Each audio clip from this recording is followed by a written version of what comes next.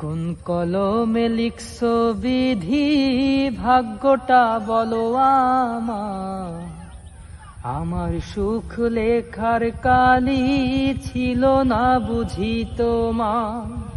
কোন কলমে লিখছো বিধি, ভাগ্যটা বলো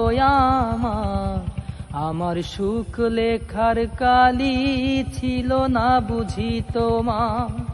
দুই চোখেতে কোথা থেকে আসে এত জল, এক জীবনে এত দুঃখ কেমনে সইব বল, এক জীবনে এত দুঃখ কেমনে সইব বল।